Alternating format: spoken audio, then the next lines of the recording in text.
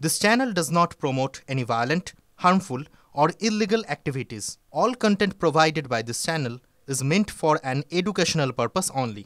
আর এবারে আপনাদের এমন একটা জায়গা দেখাবো নিউ টাউনের, যেখানে অনুপ্রবেশকারীদের ডেরা হিসেবে পরিচিত। কোন জায়গা, কেন ডেরা হিসেবে পরিচিত, সরাসরি চলে যাবো। আমাদের প্রতিনিধি সুমন মহাপাত্র রয়েছেন। সুমন, এই মুহূর্তে তুমি যেখানে রয়েছো সেই জায়গাতে বাংলাদেশে অনুপ্রবেশকারীদের ডেরা কেন বলা হয়, কেন সেখানে বলা হচ্ছে ডেরা? দেখো, এই উত্তরা মাঠ ঘুনি এলাকা এবং তুমি দেখতে পাচ্ছ যে এখানে মূলত সব অস্থায়ী বাড়ি এবং এখানে বারবার অভিযোগ উঠেছে যে বাংলাদেশি অনুপ্রবেশকারীরা তারা নাকি এখানে স্থায়ী বাড়ি বানিয়ে আছেন। তবে এখানকার স্থানীয় বাসিন্দারা আমার সঙ্গে রয়েছেন, তারা দু ধরনের মত পোষণ করছেন। প্রথম মত হচ্ছে এখানে অনেকেই আছেন যারা স্থানীয় বাসিন্দা এবং অনেক বাংলাদেশি এখানে ছিলেন, কিন্তু তারা এসআইআর শুরু হওয়ার পরে তাদের কাগজপত্র জোগাড় করতে গেছেন। তাই হ্যাঁ, কিছু লোক এক মিনিট যারা এই যে ঘরগুলো তালা মারা আছে, অ্যাকচুয়ালি সকালবেলা কেউ 6টায়, কেউ 5টায়, কেউ 4টায় কাজে যায়, তারা 3টের দিকে ফিরে, কেউ 4টের দিকে, কেউ সন্ধ্যের 5টার দিকে ফিরে, এই জন্য এই ঘরে তালা মারা আছে। হ্যাঁ, কিছু ঘরে তালা মারা আছে, তারা যেমন আমার ওয়াইফের, আমার কাগজ আছে, আমার বাবার নামের সমস্ত কাগজ আমার কাছে আছে। আমার ওয়াইফের কাগজটা আমার শ্বশুর বাড়িতে গিয়ে সেই কাগজপত্রগুলো আনতে গিয়ে আসলে বাংলাদেশি ছিলেন তারা সবাই চলে গিয়েছে। তারা এখানে কতদিন ছিলেন?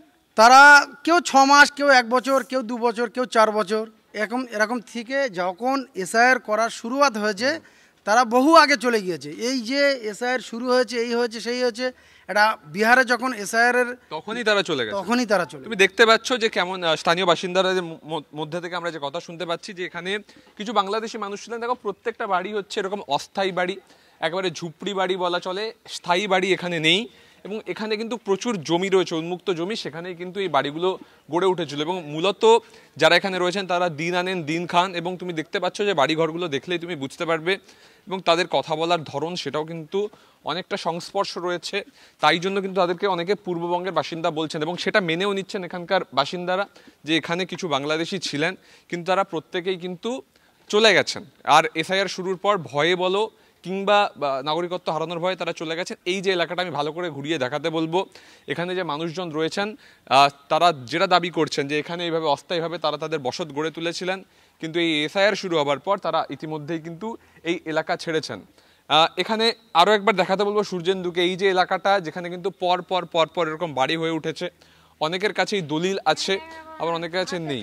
এই যে তুমি দেখতেই পাচ্ছ পরিষ্কারভাবে যে এখানকার বাসিন্দারা তারা এখানে রীতিমতন তাদের দৈনন্দিন জীবনযাপন করছেন, কিন্তু এই মুহূর্তে অধিকাংশই বাড়ি কিন্তু বাসিন্দা নেই। সেটা দুটো কারণ, এক তারা কাজে চলে গেছেন, আবার অনেকে তারা কিন্তু এই এলাকা ছেড়ে চলে গেছেন, সেই জন্য কিন্তু এই এলাকা অনেকটাই শুনশান ফাঁকা বলা চলে।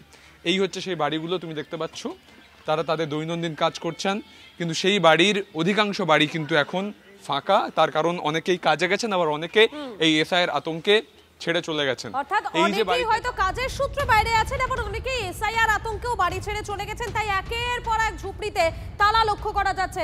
তুমি নজর রাখো এদিকে। আপাতত তোমাকে ধন্যবাদ সুমন।